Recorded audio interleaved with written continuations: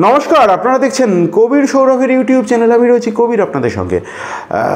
কি পরিমাণ গোলাগুলি, কি পরিমাণ বারুদ! চমকে গেলেন? না না না না না, আমাদের রাজ্যে আমি কোনো গোলাগুলির কথা বলছি না। পেহেলগাঁওতে যে 26 জনের মৃত্যু হলো জঙ্গি হামলায়, সন্ত্রাসবাদী হামলায়, দ্ব্যর্থহীন ভাষায় নিন্দাযোগ্য যে হামলা, সেই হামলার খবর কি কোথাও গিয়ে একটু ব্যাকফুটে চলে যাচ্ছে? কারণ আমাদের রাজ্যে কিন্তু চরম গোলাগুলি, গুলি বিনিময়, গুলি বর্ষণ চলছে। কে করছেন? দিলীপ ঘোষ। জগন্নাথ মন্দিরের উদ্বোধনে দিলীপ ঘোষের সঙ্গে মুখ্যমন্ত্রী মমতা বন্দ্যোপাধ্যায়ের যে রাজনৈতিক সখ্য, তাকে অনেকেই ভালোভাবে দেখছেন না। দিলীপ ঘোষ আপনারা ভিডিও শুরুতেই দেখেছেন, তিনি বললেন যে আমি ন্যাংটা, আমার বাটপারের ভয় নেই, আমি সবাইকে ন্যাংটা করে দিয়ে চলে যাব। এবং একাধিক বিজেপি নেতার বিরুদ্ধে তিনি কিন্তু বিস্ফোরক দুর্নীতির অভিযোগ আনছেন। এবং এই সপ্তাহটি একটি অত্যন্ত হাই ভোল্টেজ সপ্তাহ হতে যাচ্ছে। কেননা সুপ্রিম কোর্ট এবং হাইকোর্ট মিলিয়ে আমাদের রাজ্যের অত্যন্ত গুরুত্বপূর্ণ 5টি বিষয় নিয়ে এবং একটি দেশের অত্যন্ত গুরুত্বপূর্ণ বিষয় নিয়ে কিন্তু 5টি মামলা, তার 5টি পিটিশন কিন্তু তার হিয়ারিং হতে চলেছে সুপ্রিম কোর্ট এবং হাইকোর্টে। কী কী? ওয়াকফ মামলা, 2 নম্বর হচ্ছে ডিএ মামলা, প্রাইমারি মামলা, রিভিউ পিটিশন এবং last but not the least হাইকোর্টে কিন্তু হতে যাচ্ছে ওয়ার্ক এডুকেশন, ফিজিক্যাল এডুকেশনের মামলা। যে মামলা নিয়ে কিন্তু সরগরম হয়েছিল রাজ্য রাজনীতি। আমরা কথা বলে নেব। এই মুহূর্তে এয়ারপোর্টে আছেন, দিল্লি উড়ে যাচ্ছেন ফেরদৌস শামীম, বিশিষ্ট আইনজীবী। তার সঙ্গে কথা বলে নেব, বুঝে নেওয়ার চেষ্টা করব কী গতি প্রকৃতি এবং দিলীপ ঘোষের রাজনৈতিক পরিণতি কী হয়, জানার জন্য আপনার নজর থাকতে হবে। একদম গ্রাউন্ড জিরো থেকে সমস্ত সঠিক প্রতিবেদন, সমস্ত সঠিক সত্যনিষ্ঠ তথ্যনিষ্ঠ প্রতিবেদন পাওয়ার জন্য আপনার চোখ থাকতে হবে কবির সৌরভের ইউটিউব চ্যানেলে। শামীম দা, স্বাগত জানাই আপনাকে আমাদের ইউটিউব চ্যানেলে। একটু আগেই আমরা দেখতে পেলাম আপনি সোশ্যাল মিডিয়ায় একটি ছবি আপলোড করেছেন, আপনি দিল্লি যাচ্ছেন, কনফিডেন্ট লাগছে আপনাকে, এবং তারপরেই আমরা আপনাকে ফোনে ধরেছি। একটা হাই ভোল্টেজ সপ্তাহ হতে চলেছে। এই সপ্তাহ নিয়ে আপনি কি বলবেন? আগামীকাল তো প্রথমেই যেটা খুব গুরুত্বপূর্ণ মামলা, ওয়াকফ মামলা সুপ্রিম কোর্টে, তারপরে আপনি 2টো মামলায় হাইকোর্টে অনলাইনে অ্যাপিয়ার করবেন, সেটা হচ্ছে ওয়ার্ক এডুকেশন, ফিজিক্যাল এডুকেশন। তারপরে সুপ্রিম কোর্টে আবার ডিএ মামলা, বহু প্রতীক্ষিত। তারপরে আবার প্রাইমারি মামলা, এবং 8 তারিখ সম্ভবত রিভিউ পিটিশন তার শুনানি হতে চলেছে। কি বলবেন এই সপ্তাহটা নিয়ে? হ্যাঁ, দেখুন, সত্যি সত্যি এই সপ্তাহে অনেকগুলো গুরুত্বপূর্ণ মামলা। কারণ হচ্ছে আগামীকাল ওয়াকফ দিয়ে শুরু, এবং অত্যন্ত গুরুত্বপূর্ণ ভারতবর্ষের যে সোশ্যাল ফ্যাব্রিক, ভারতবর্ষের যে কনস্টিটিউশনাল যে রাইট, সেই রাইটকে ইনফ্রিঞ্জ করার জন্য যেমন কেন্দ্রীয় সরকার এবং বিশেষ করে কেন্দ্রীয় শাসক দল তারা উদ্যত হয়েছে, বিশেষ করে ওয়াকফ অ্যামেন্ডমেন্ট অ্যাক্ট 2025 নিয়ে এসে এটি চ্যালেঞ্জ করে যে মামলা, তা আগামীকাল তার শুনানি। তারপরের দিন খুব স্বাভাবিকভাবেই যে ওয়ার্ক এডুকেশন, ফিজিক্যাল এডুকেশন নিয়ে এর আগের সপ্তাহ জুড়ে যে ঝামেলা দেখলেন, এই মামলার শুনানি। এবং তারপরের দিন অর্থাৎ 7 তারিখ যেমন ডিএ মামলা রয়েছে, অ্যাজ ওয়েল এজ 2টোর সময় প্রাইমারির 32,000 মামলা রয়েছে। তারপরে রিভিউটাও আসার সম্ভাবনা আছে। ফলে এই সম্পূর্ণভাবে দেখতে গেলে গোটা সপ্তাহ জুড়েই একাধিক গুরুত্বপূর্ণ মামলা। এবং আমি এটুকু বলতে পারি, যেমন ধরুন ওয়াকফ নিয়ে বলতে পারি যে ভারতবর্ষে যে ধর্মনিরপেক্ষতার যে স্পিরিট, ভারতবর্ষের প্রতিটি নাগরিকের যে স্বাধীনভাবে ধর্মচারণের যে অধিকার, সেখানে যেভাবে শাসক দল, কেন্দ্রীয় শাসক দল যে হস্তক্ষেপ করতে চাইছে, সেটা কোনোভাবেই কাঙ্ক্ষিত নয়। অলরেডি সুপ্রিম কোর্ট দেখুন একটা ইন্ট্রিম নির্দেশ দিয়েছেন বলা যেতে পারে। কারণ সুপ্রিম কোর্টের ভয়ে বলা যেতে পারে যে কেন্দ্রীয় সরকার তারা নিজেরাই স্বীকার করে নিচ্ছেন যে এই এখনই ওয়াকফ বোর্ড বা ওয়াকফ কাউন্সিল তারা তৈরি করতে চাইছেন না। আগামীকাল শুনানি হবে, দেখা যাক কি হয়, কি দাঁড়ায়। আশা করব যে যে প্রভিশনগুলো ভারতবর্ষের নাগরিকদের যে কনস্টিটিউশনাল রাইট, সেগুলোকে যে সমস্ত প্রভিশনগুলো ইনফ্রিঞ্জ করছে, আশা করি সেগুলো অসাংবিধানিকভাবে ডিক্লেয়ার হবে। তাছাড়া পরবর্তী ওয়ার্ক এডুকেশন, ফিজিক্যাল এডুকেশন, দেখুন প্যানেলের ভ্যালিডিটি শেষ হয়ে যাওয়ার 3 বছর পরে কখনোই সুপার নিউমেরিক পোস্ট এইভাবে ক্রিয়েট করে শুধুমাত্র নিজেদের অপদস্থতা ঢাকার জন্য কাউকে পাইয়ে দেওয়ার যে রাজনীতি, এটা বন্ধ হবে বলেই মনে করি। দ্বিতীয় হচ্ছে যে তারপরের দিন বহু প্রতীক্ষিত ডিএ মামলা 6 বার জিতেছে। রাজ্য সরকারি কর্মচারীদের যে আইনসঙ্গত অধিকার দিয়ে মহার্ঘ ভাতা, যে আইনসঙ্গত অধিকার দেওয়া হয় রোপারুল 2009 অনুযায়ী। তার কারণ রোপারুল 2009 আপনাদের মনে থাকবে, বুদ্ধদেব ভট্টাচার্য এবং অসীম দাশগুপ্ত মহাশয়রা তারা মনে করেছিলেন যে কর্মচারীদের আইনসঙ্গত অধিকার হিসেবে মহার্ঘ ভাতা দেবেন। তাই সেখানে প্রভিশন রেখেছিলেন যে দিয়ে হবে অল ইন্ডিয়া কনজিউমার প্রাইস ইন্ডেক্সের সঙ্গে সাযুজ্য রেখে। তাই সেই প্রভিশন থাকার জন্য আমরা কিন্তু আদালতে তার ইন্টারপ্রিটেশন করে এই রাইটটিকে এস্টাবলিশ করতে পেরেছিলাম। কিন্তু রোপা রুলস 2019-এ এরকম কোনো প্রভিশন মমতা বন্দ্যোপাধ্যায় সরকার রাখেননি। ফলে রাজ্য সরকারি কর্মচারীদের যে ডিএ তাদের আইনসঙ্গত অধিকার হবে এরকম কোনো প্রভিশন কিন্তু রোপা রুলস 2019-এ নেই, অর্থাৎ 2019 সালের যে রোপা রুল সেখানে নেই। কিন্তু রোপা রুল 2009 যেখানে যখন বুদ্ধদেব ভট্টাচার্য এবং অসীম দাশগুপ্তরা তারা যখন সরকার চালাতেন তারা সেটা রেখেছিলেন বলে আমরা কিন্তু আদালতে সবার জয়লাভ করেছি। ফলে এটা মাথায় রাখতে হবে, এই ডিএ মামলাটি সঙ্গে এই বুদ্ধদেব ভট্টাচার্য এবং অসীম দাশগুপ্তদের তাদের যে কর্মচারীদের প্রতি যে দৃষ্টিভঙ্গি সেটাকে মাথায় রাখতে হবে। তার কারণ হচ্ছে তারা মনে করেছিলেন যে কর্মচারীদের আইনসঙ্গত অধিকার হিসেবে দিয়ে দেবেন, কিন্তু মমতা বন্দ্যোপাধ্যায় সরকার সেটা মনে করেন না বলে রোপা রুল 2019-এ এরকম কোনো প্রভিশন রাখেননি। তারপরে প্রাইমারি মামলা, প্রাইমারিতে যেটুকু বলতে পারি যে পর্বত প্রমাণ দুর্নীতি হয়েছে, যেটুকু ধরা পড়েছে এটা হিমশৈলের চূড়ার মতো, আমি মনে করি তাই। এবং এই দুর্নীতি একটা সুপরিকল্পিত দুর্নীতি, এবং আমি বলবো এসএসসি থেকেও প্রাইমারিতে এক্সিকিউশনটা মানে দুর্নীতির এক্সিকিউশনটা বেটার ওয়েতে করেছে। সেই জন্য দেখবেন এসএসসির ক্ষেত্রে ওএমআর শিট উদ্ধার হলেও প্রাথমিকের ক্ষেত্রে ওএমআর শিটের স্ক্যান কপি এখনো পর্যন্ত সিবিআই উদ্ধার করতে পারেনি। সৌমেন নন্দীর মামলায় বা যেভাবে সৌমেন নন্দীর মামলায় যে সিবিআই তদন্তের নির্দেশ আছে, পরবর্তীতে অরিজিনাল ওএমআর শিটের মামলায়ও যেভাবে সিবিআই কে বলেছিল মহামান্য বিচারপতি রাজশেখর মান্তা যে প্রয়োজনে আপনারা বাইরের কোনো এজেন্সির সাহায্য নিয়ে ওই ওএমআর শিট উদ্ধার করুন, কিন্তু এখনো পর্যন্ত তারা সক্ষম হননি ওই অরিজিনাল ওএমআর শিটের স্ক্যান কপি বা মিরর কপি সেটিকে উদ্ধার করতে। তার কারণ তারা পিডিএফ ফরম্যাটে কোনো কপি রাখেননি, তারা এডিএফ ফরম্যাটে রেখেছিলেন।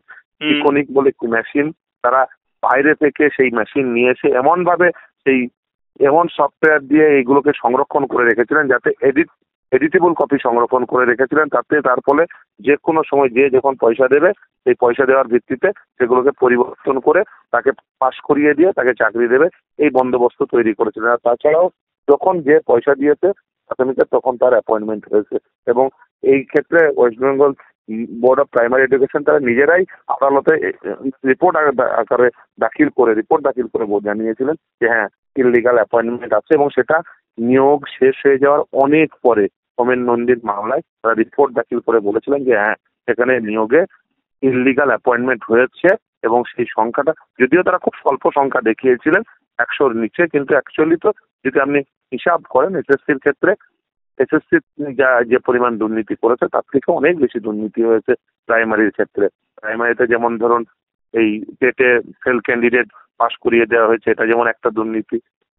কম নাম্বার পেয়ে তাকে ওই প্যানেলে অন্তর্ভুক্ত করা হয়েছে এবং অ্যাপয়েন্টমেন্ট দেওয়া হয়েছে, বিভিন্ন ধরনের দুর্নীতি হয়েছে এবং এই দুর্নীতির পরিমাণ প্রাথমিকের ক্ষেত্রে অনেক বেশি। দেখা যাক, শুনানি হোক, নিশ্চিতভাবে আমরা আশা করব যে এই শুনানির ফলে যে ন্যায্যতা সেটা প্রতিষ্ঠা পাবে এবং ন্যায় বিচার হবে।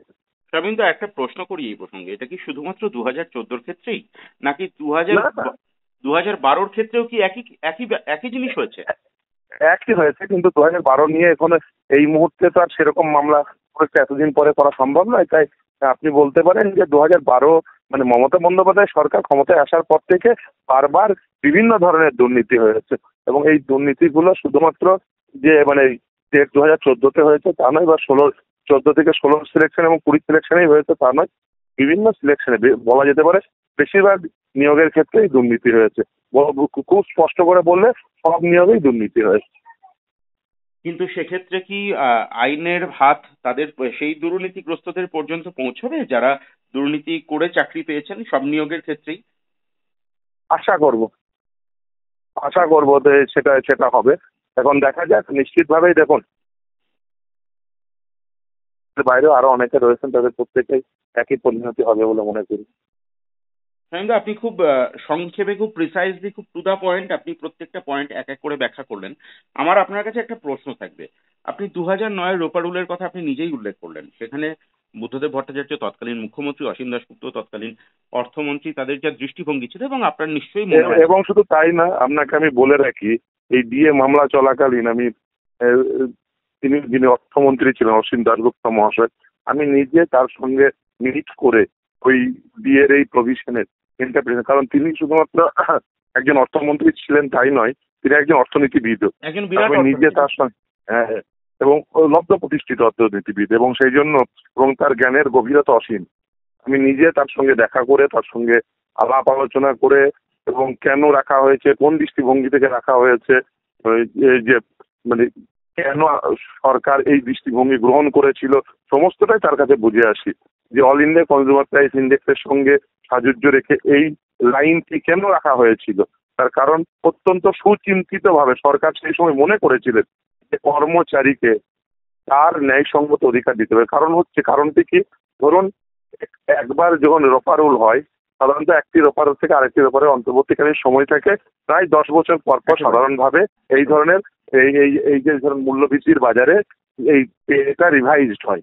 এখন পে যখন রিভাইজ হচ্ছে এই 10 বছরের অন্তর্বর্তীকালীন সময়ে তো মূল্যবৃদ্ধি ঘটছে, আলুর দাম বাড়ছে, চালের দাম বাড়ছে, পোশাক আশাকের দাম বাড়ছে। তাহলে কর্মচারীদের যে এই যে মূল্যবৃদ্ধির সঙ্গে সাযুজ্য রেখে কোন কম্পোনেন্টটি, বেতনের কোন কম্পোনেন্টটি সেখানে এই সাযুজ্যতা রাখবে, সেই কম্পোনেন্টটি হচ্ছে মহার্ঘ ভাতা বা ডিয়ারনেস অ্যালায়েন্স। সরকার মনে করেছেন এটি অল ইন্ডিয়া কনজিউমার প্রাইস ইন্ডেক্সের সঙ্গে সাযুজ্য রেখে দিতে হবে, না হলে আসলে যেটা হয় সেটা হচ্ছে বেতন হ্রাস ঘটে। তার কারণ ধরুন একজন কর্মচারীর যখন বেতন ডিটারমিন করা হয় তখন সেই কর্মচারীর নিজের পক্ষে যে ন্যূনতম চাহিদা, সেই ন্যূনতম চাহিদার সাপেক্ষে সেটিকে ক্যালকুলেশন করেই কর্মচারীর ন্যূনতম বেতনটিকে ঠিক করা হয়। এখন যে ধরুন 10 বছর সময়কালে খুব স্বাভাবিকভাবে মূল্য বৃদ্ধি করছে, তাহলে এই মূল্য বৃদ্ধিটাকে মিট আপ করবে কোন কম্পোনেন্টটি, এই স্যালারির সেই পেয়ের কোন কম্পোনেন্টটি, সেই কম্পোনেন্টটি ছিল ডেয়ারনেস অ্যালায়েন্স। এবং সেটি যে একটি অত্যন্ত সাইন্টিফিক ওয়েতে এই কম্পোনেন্টটিকে কিভাবে মূল্যবৃদ্ধির সঙ্গে সাযুজ্যতা রাখবে, একটি সাইন্টিফিক ওয়ের মানে এটা বিশ্বজনীন ভাবে গৃহীত একটি সাইন্টিফিক ওয়ে, এটা হচ্ছে কনজিউমার প্রাইস ইন্ডেক্সের সঙ্গে সাযুজ্যতা। এবং সেটিকে যেমন কেন্দ্রের সরকার গ্রহণ করে, আপনি যদি দেখেন এটা শুধুমাত্র আমাদের দেশে এইভাবে বেতন ক্যালকুলেশন হচ্ছে তা কিন্তু নয়, বিশ্বের বিভিন্ন দেশে এইভাবে বেতন ক্যালকুলেশন হয়। কিন্তু দুর্ভাগ্য হলে সত্য, পশ্চিমবঙ্গ সরকার সেটিকে গ্রহণ করছেন না। এটা গ্রহণ আমার করছেন এই না বলে জায়গাতে শামীমদা আপনার কাছে প্রশ্ন, আপনার নিশ্চয়ই মনে থাকবে, আমাদের তো মনে আছে, আপনারও অবশ্যই মনে থাকবে। ডিএর প্রসঙ্গে একটি ইনডোর মিটিং এ মুখ্যমন্ত্রী কি বলেছিলেন, ঘেউ ঘেউ করবেন না, I am sorry to say, কাজে যারা মিউ মিউ আর ঘেউ ঘেউ করে যাচ্ছে তাদের জিজ্ঞেস করবো যখন নিজের গভর্নমেন্ট ছিল তখন কি করছিল, সোনার পাথর বাটি ছিল? কিন্তু উনি বলেছিলেন। এরপরে আমার যেটা আমি মুখের কথা যদি বা গুরুত্ব দিলাম না, কিন্তু আমার প্রশ্ন হচ্ছে 2019-এ যে রোপা, সেই 2019-এতে কি আস্তে আস্তে এই ডিএ কম্পোনেন্টটাই উঠে যাওয়ার দিকে যাচ্ছে? উঠে যাওয়ার দিকে যাচ্ছে না, উঠিয়ে দিয়েছেন। আপনি যদি রোপা রুলস 2019-এ কোথাও এই ডিয়ারনেস অ্যালায়েন্সের কোনো প্রকার কোনো শব্দবন্ধ আপনি পাবেন না, এবং কিভাবে ডিএ ক্যালকুলেশন করা হবে তার কোনো প্রকার কোনো প্রভিশন রাখেননি। এবং সেই জন্য ফলে কি হয়েছে, আমরা রোপা রুলস 2009-এর সাপেক্ষে মামলা করতে সক্ষম হয়েছিলাম। এই বিভিন্ন ধরুন যে এই কর্মচারীদের যে সংগঠনগুলো রয়েছে তারা আমার কাছে এসেছিলেন যে রোপা রুলস 2019-এর সাপেক্ষে কি কোনো মামলা করা যায়। তার কারণ হচ্ছে আমি তাদের বলেছিলাম যে প্রাথমিকভাবে বলেছিলাম যে দেখুন, যেহেতু আইনে কোনো প্রকার এই ধরনের প্রভিশন রাখেনি, ভারতবর্ষের বিচারালয়ের আইন তৈরি করার কোনো প্রকার ক্ষমতা নেই। আইন তৈরি করেন সরকার, এবং সেই আইনের যদি কোনো প্রকার অপব্যাখ্যা হয় বা আইন অনুযায়ী যদি আপনারা যদি তার অধিকার না পান, তাহলেই শুধুমাত্র আদালত সেটিকে ফিরিয়ে দিতে পারে। আদালত কোনো আইন তৈরি করার, ভারতবর্ষের ক্ষেত্রে আইন তৈরি করার কোনো প্রকার ক্ষমতা রাখেন না। কিন্তু তারপরেও আমরা চেষ্টা করতে পারি, ইভেন আপনারা এই যে পে কমিশন একটি পে কমিশনের রিপোর্ট এখনো পর্যন্ত এই যে রোপা রুলস 2019 যে পে কমিশনের রিপোর্টের উপর ভিত্তি করে তৈরি হয়েছে, আপনি কোনো সরকারি ওয়েবসাইটে সেটি অ্যাভেলেবল নয়।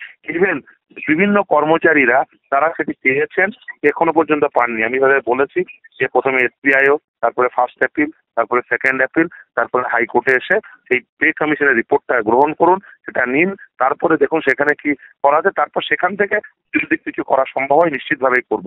কিন্তু সেই পে কমিশনের যে রিপোর্ট, সেই পে কমিশনের রিপোর্ট পর্যন্ত আপনি কোনো ওয়েবসাইটে, সরকারি ওয়েবসাইটে সেটা অ্যাভেলেবল নয়। তারা দিতেও চাইছেন না। কেন চাইছেন না? তার কারণ সবকিছু সমস্ত ডকায়িত রেখে ভেবেছিলেন দুর্নীতিটি ধামাচাপা দেবেন। একইভাবে এক্ষেত্রেও তারা সেই একই জিনিস ভাবছেন যে এটা লুক্কায়িত রেখে তারা হয়তো তাদের যে ঈপ্সিত লক্ষ্য যে ডিএস সরকারি কর্মচারীদের দেবো না, সেটা ফুলফিল করতে পারবে। কিন্তু এইভাবে তো লুক্কায়িত রাখা যায় না। মানুষের নাগরিকদের রাইট টু ইনফরমেশন অ্যাক্টে এই অধিকার রয়েছে, তারা তাদের যে ডকুমেন্টগুলো ক্লাসিফাইড ডকুমেন্ট নেই সেই ডকুমেন্টগুলো তারা পাবেন। কিন্তু তারা কি করছেন, একটু প্রলং করছেন, কিন্তু নিশ্চিতভাবে কর্মচারীরা পাবেন এবং পেলে নিশ্চিতভাবে আমরা আবারও রোপা রুল 2019 সাপেক্ষে দেখা যাক। দেখুন, রোপা রুল 2009 সাপেক্ষে ইন্টারপ্রিটেশন করে আমরা নিশ্চিতভাবে যে জয় পেয়েছিলাম কর্মচারী বৃন্দ, নিশ্চিতভাবে আশা করবো 2019 সাপেক্ষে যে পে কমিশনের রিপোর্ট থেকে নিশ্চিতভাবে কোনো না কোনো পথ বেরোবে। কিন্তু রোপা রুল 2009 সাপেক্ষে যে মামলাটি আগামী 7 তারিখ হয়েছে, আশা করি যে 6বার জিতেছে, আবারও জিতবো। কর্মচারীদের যে অধিকার, ওই অধিকার প্রতিষ্ঠা পাবে।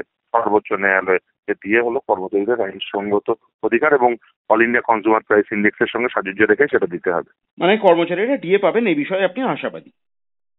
আশাবাদী না, আমি নিশ্চিত। শুধু আশাবাদী নয়, কারণ সবার জিতেছে, সবার রাজ্য সরকার হয়ে গেছে। শামীমদা, আমি একেবারে মনে করি, আমার আপনার কাছে একেবারে শেষ প্রশ্ন। আপনি তো একজন অত্যন্ত গুরুত্বপূর্ণ আইনজীবী, রাজ্যের প্রণিধানযোগ্য আইনজীবী, তাই শুধু নন, আপনি একজন রাজনৈতিকভাবে অত্যন্ত সচেতন নাগরিক এবং আইনজীবী, আইনবেত্তা। সেই জায়গায় দাঁড়িয়ে আমার আপনার কাছে প্রশ্ন, রাজনৈতিক জায়গা থেকে আমার আপনার কাছে প্রশ্ন, দিলীপ ঘোষকে কেন্দ্র করে যে সাম্প্রতিক ঘূর্ণাবর্ত তৈরি হয়েছে, আপনি দেখুন এরপরে কিন্তু পহেলগাঁওয়ের অ্যাটাক পিছনে চলে গেল, এরপরে কিন্তু এসএসসি নিয়োগ দুর্নীতি পিছনে চলে গেল, এরপরে কিন্তু আগামী যে খাড়া নেমে আসতে চলেছে বলতেও আমাদের আতঙ্ক হচ্ছে যে আরো কতজন মানুষ কর্মচ্যুত হবেন। তারা নিশ্চিতভাবেই প্রত্যেকে কিন্তু অসৎ নন, কিন্তু অসৎদের জন্য তাদের চাকরি চলে যাবে এবং আপনারা বলছেন প্রাতিষ্ঠানিক পরিকল্পিত দুর্নীতি। দিলীপ ঘোষকে কেন্দ্র করে যে ঘূর্ণাবর্ত তৈরি হয়েছে তাকে আপনি কিভাবে দেখছেন? দেখুন, আমি এটিকে রাজনৈতিক দৈন্যতা বলে মনে করি। একজন ব্যক্তি মানুষকে নিয়ে এই ধরনের সমাজ জীবনে আলোচনা আমি মনে করি রাজনীতির দৈন্যতা। ভারতবর্ষের রাজনীতি এবং বিশেষ করে পশ্চিমবঙ্গের রাজনীতি এই দৈন্য দশা হবে আমি কোনোদিন এটা আশা করতে পারিনি। দেখুন, কে কোথায় যাবেন, তার ব্যক্তি জীবনে কি করবেন, এটা কোনো রাজনীতির পরিসরে আলোচনার বিষয় হতে পারে? এটা হওয়া উচিত নয়, কাঙ্ক্ষিত নয়। কিন্তু এটা হচ্ছে কেন? তার হচ্ছে একটাই কারণে, তার কারণ হচ্ছে রাজনীতিগতভাবে এই বিশেষ করে যারা এখন শাসন ক্ষমতায় রয়েছেন তারা রাজনীতিগতভাবে অত্যন্ত দৈন্য এবং সেই দৈন্যতা প্রতিদিন প্রকাশ ঘটছে এই বিভিন্ন এই ধরনের আলোচনার মধ্য দিয়ে। ব্যক্তি জীবনে কে কি করবেন, কোথায় যাবেন, এটা কখনোই রাজনীতির আলোচ্য বিষয় হতে পারে না, বিশেষ করে ব্যক্তি জীবনের সাপেক্ষে। কিন্তু তারা সেটা করছেন। ব্যক্তি জীবনে কে কার সঙ্গে থাকবেন, কি করবেন না করবেন, এটা কখনোই হতে পারে না। কিন্তু এটা শুধু করছেন না, করানোও হচ্ছে। এরা এবার কনসাসলি এটা করাচ্ছেন, তার কারণ তারা রাজনৈতিকগতভাবে অত্যন্ত দৈন্য এবং এই দৈন্যতার বহিঃপ্রকাশ প্রতিদিন ঘটাচ্ছেন তারা। দিলীপ ঘোষকে কেন্দ্র করে আড়াআড়ি বিভাজন বিজেপিতে। সুকান্ত মজুমদার অনেক টালবাহানার পরে দিলীপ ঘোষের পাশে এসে দাঁড়িয়েছেন। তারপরে আবার দিলীপ ঘোষ বলছেন, কোট আনকোট, আমাকে মাফ করবেন, এটা দিলীপ ঘোষের কথা, আমি প্রমাণ দিয়ে দেবো, যে আমি ন্যাংটা, আমার বাটপাড়ের ভয় নেই, আমি যাওয়ার আগে সকলকে ন্যাংটা করে দিয়ে যাব। তারপরে অর্জুন সিং এবং আরো কয়েকজন বিজেপি নেতাকে কেন্দ্র করে তিনি কিছু বিস্ফোরক দুর্নীতির অভিযোগ আনছেন। আপনি কিভাবে দেখছেন? দেখুন, দক্ষিণপন্থী দলে এটা কোনো নতুন বিষয় নয় এবং দক্ষিণপন্থী দলগুলো যেভাবে আবর্তিত হয় সেই একইভাবে আবর্তিত হচ্ছে এই আজকের দিনের রাজনীতিও। সাধারণভাবে দেখুন, তবে আমি একটি কথা অবশ্যই বলবো, বিজেপির রাজনীতিতে এই ব্যক্তি জীবনের যে দৈন্যতা, বিজেপির রাজনীতিতে যে এই দৈন্যতা আশা করিনি। তার কারণ বিজেপি আর যাই হোক। হ্যাঁ, আপনার কথা ব্রেক করছে, আপনি দয়া করে রিপিট করুন একবার। হ্যাঁ, যেভাবে বিজেপির রাজনীতি আজকে আবর্তিত হচ্ছে এটা কোনোভাবেই কাঙ্ক্ষিত ছিল না। তার কারণ আলটিমেটলি আপনি যদি দেখেন, বিজেপি কিন্তু একটা কমিউনিস্ট পার্টির মতো যদিও কমিউনিস্ট পার্টির মতো, মানে আপনি বলতে চাইছেন রেজিমেন্টেড পার্টি। হ্যাঁ, একটা রেজিমেন্টেশন রয়েছিল, কিন্তু এই দৈন্যতা সত্যি আমি এক্সপেক্ট করতে পারিনি। কিন্তু আজকে দেখছি যে বিজেপিও ওই অন্য 5টা দক্ষিণপন্থী দলের মতো একইভাবে একই হাওয়ায় তারা ভেসে চলেছে। একইভাবেই তারা নিজেদেরকে ওই আজকের রাজনীতিতে ওই নিজেদের গ্রহণযোগ্যতা রাখার জন্য এই ব্যক্তির জীবন, ব্যক্তির আদর্শকে জলাঞ্জলি দিয়ে ব্যক্তি জীবনকে সামনে রাখছেন। এটা কোনোভাবেই কাঙ্ক্ষিত নয়। আর তাছাড়া দেখুন, বিজেপি যেভাবে এই ভারতবর্ষের রাজনীতিতে মানে আপনি যদি ওভারঅল দেখেন এইটা আগে ছিল, এতটা ছিল না, ছিল নিশ্চিতভাবে, কিন্তু যেভাবে এই দুর্নীতি বা যেভাবে দুর্নীতির সঙ্গে যুক্ত হয়ে যাচ্ছে, প্রাতিষ্ঠানিক ভাবে যুক্ত হয়ে যাচ্ছেন, এটা কখনোই বিজেপির কাছ থেকে প্রত্যাশিত ছিল না। দেখো, বিজেপি সাম্প্রদায়িক রাজনীতি করত, কিন্তু বিজেপি যে এইভাবে মানে বিভিন্ন দুর্নীতির সঙ্গে যুক্ত হয়ে যাওয়া মানুষজনকে গ্রহণ করছে, বা তাদের মধ্যে অনেক নেতা যেভাবে দুর্নীতির সঙ্গে যুক্ত হয়ে যাচ্ছে, সেটি সাধারণ মানুষ তাদের কাছে প্রত্যাশা ছিল না, কিন্তু সেটা ঘটেছে এবং সময়ের সঙ্গে সঙ্গে এই সংখ্যাটা বাড়ছে। অনেক ধন্যবাদ শামীম দা, আপনি দিল্লি উড়ে যাবেন, আপনার সেফ এবং হ্যাপি জার্নি আমরা কামনা করি।